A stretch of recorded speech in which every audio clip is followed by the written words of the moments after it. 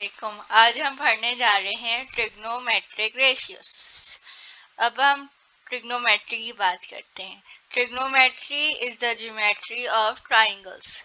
ट्रिग का मतलब होता है तीन साइड वाली शेप की जो ज्योमेट्री कहलाती है उसको हम बोलते हैं ट्रिग्नोमेट्री, यानी ट्राइंगल्स के बारे में पूरा। तो हम आज ट्रिग्नोमेट्रिक रेशियोस की बात करेंगे।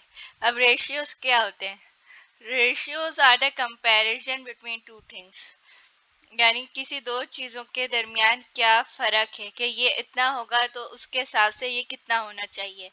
तो वैसे ही हम जो ट्राइंगल है उनकी साइड्स की रेशियोज के बारे में बात करेंगे according to the angle theta. मतलब हम एक एंगल के हिसाब से एक एंगल को एज अ रेफरेंस पढ़ लेंगे और उसके हिसाब से बोलेंगे भाई कि इसके हिसाब से ये कितना है, ये कितना है, कितनी साइड्स है। सो हम एक एंगल लेंगे और उसके रेफरेंस को हर साइड को हम बताएंगे, उसको एज एन एंगल के हिसाब से रिप्रेजेंट करेंगे। सो हम उस एंगल को बोलते हैं थीटा, जिसका जो साइन होता है वो ऐसे होता है। For suppose I have suppose that angle BAC is theta, तो उसके हिसाब से साइड ए बी सी क्या होंगे। अब थीटा जो है वो इट इज एन ये एक दो साइड के दरमियान है और it is an opposite of another side. ये एक 90 डिग्री से एंगल है। हम पहले 90 डिग्री एंगल की बात करेंगे ट्रिग्नोमेट्री, क्योंकि राइट एंगल को समझना ज़्यादा आसान होता है, जो कि 90 डिग्रीज होता है, जिसकी थ्री साइड्स होती हैं। अब 90 डिग्री के जो अपोजिट वाली साइड होती है, यानी जो अपोजिट ऑफ सी है, यानी ये वाली साइड, ये सबसे बड़ी साइड होती है, क्योंकि ये सबसे बड़े एंगल के अपोजिट होती है। तो इस साइड को हम लोग हमेशा कहते हैं हाइपोटेनियस। तो सबसे बड़ी साइड होगी राइट एंगल में, उसको हम कहते हैं हाइपोटेनियस।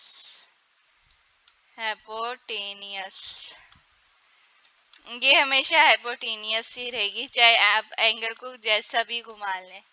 बड़ी साइड हमेशा बड़ी ही रहेगी। अब हम इन दोनों की बात करें। अब हम इस थीटा के हिसाब से इन दोनों साइड्स की बात करते हैं। अब थीटा के साथ जो साइड है, यानी जिस साइड के ऊपर थीटा बना हुआ है, एंगल बना हुआ है, वो बी है, साइड बी है। यानी जो साइड बी है वो थीटा के साथ है बिल्कुल। तो इसको अच्छी अंग्रेजी जबान में हम बोलेंगे कि ये जो साइड बी है वो एडजेसेंट है थीटा के। मैं एडजेसेंट इस साइड का नाम नहीं है, मैं इसको एडजेसेंट इसलिए बोल रही हूँ क्योंकि ये थीटा के साथ है। It is adjacent to the angle A. और जो इस थीटा के अपोजिट है वो ए है, वो साइड ए है। Side A is opposite of theta, यानी इसके उलट। तो इसको हम बोलेंगे reference to angle theta, it is the opposite side. तो इसको भी मैं नाम दे देती हूँ अपोजिट। इसको भी मैंने नाम दे दिया अपोजिट साइड। अब ठीक है, मेरे पास तीनों साइड आ गई और मैंने उनको थीटा के हिसाब से नाम भी दे दिए। अब मैं इनके रेशियोज की बात करती हूँ। अब रेशियो के भी नाम है। अब होता है एक साइन थीटा। साइन थीटा मतलब it is the ratio of opposite side, यानी side A upon the hypotenuse the longest side.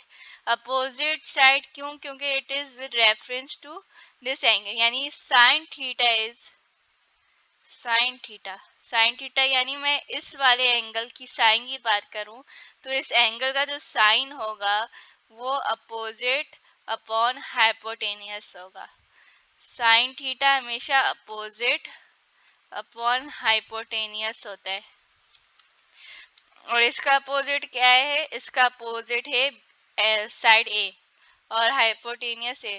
तो इस साइन थीटा का जो साइन है वो ए अपॉन सी है। तो it is the ratio of opposite side of from the theta and the triangles hypotenuse. अब हम और रेशियोज की बात करें। अब हमें एक रेशियो पता चल गया अपोजिट और हाइपोटेनियस से थीटा से क्या रिलेशनशिप है। अब होता है दूसरे रेशियो का जो नाम है उसको हम कहते हैं कोसाइन। यानी कॉम्प्लीमेंट्री ऑफ साइन थीटा, यानी ये इसको हम शॉर्ट फॉर्म में लिखते हैं कॉस थीटा। यानी कॉस थीटा जो होता है वो साइन थीटा का अपोजिट होता है।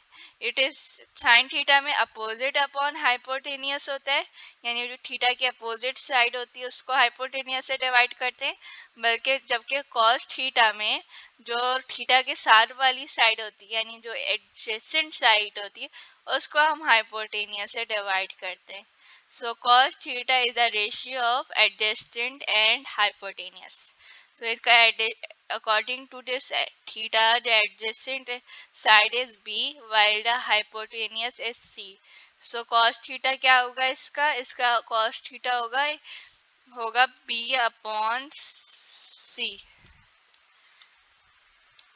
So it is opposite of sin theta. हमारे पास दो रेशियोज हमें पता चल गए नाम के साथ। अब हम आगे बात करते हैं। अब होता है तीसरा जो होता है वो होता है टेन थीटा। अब टेन थीटा का क्या मतलब है? टेन थीटा जो होता है उसका हाइपोटेनियस से कोई लेना देना नहीं। टेन थीटा जो होता है वो होता है अपोजिट, यानी जो थीटा की अपोजिट वाली साइड को एडजेसेंट से डिवाइड करते हैं। टेन थीटा में हाइपोटेनियस नहीं होता, उसमें अपोजिट और एडजेसेंट का जो रेशियो होता है वो टेन थीटा कहलाता है, यानी ओ अपॉन ए। सो इसके इस थीटा के हिसाब से हम ओ अपॉन ए को बोलेंगे ए अपॉन बी। तो हमारे पास तीन रेशियोस आ गए जिसको हमने साइड्स में डिवाइड किए कि किस साइड किससे कैसे रिलेटेड है। अब हम टेन थीटा जो होता है वो अपोजिट अपॉन एडजेसेंट होता है। कॉस जो होता है वो एडजेसेंट अपॉन हाइपोटेनियस होता है, और जो साइन होता है वो अपोजिट अपॉन हाइपोटेनियस होता है। ठीक है, अगर मैं टेन की बात करूं तो टेन जो होता है अपोजिट अपॉन हाइपो, तो अगर मैं साइन थीटा को यानी साइन थीटा को कॉस थीटा से divide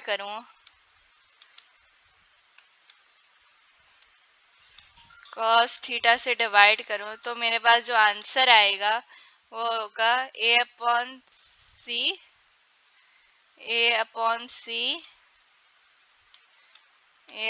C divided by B upon C.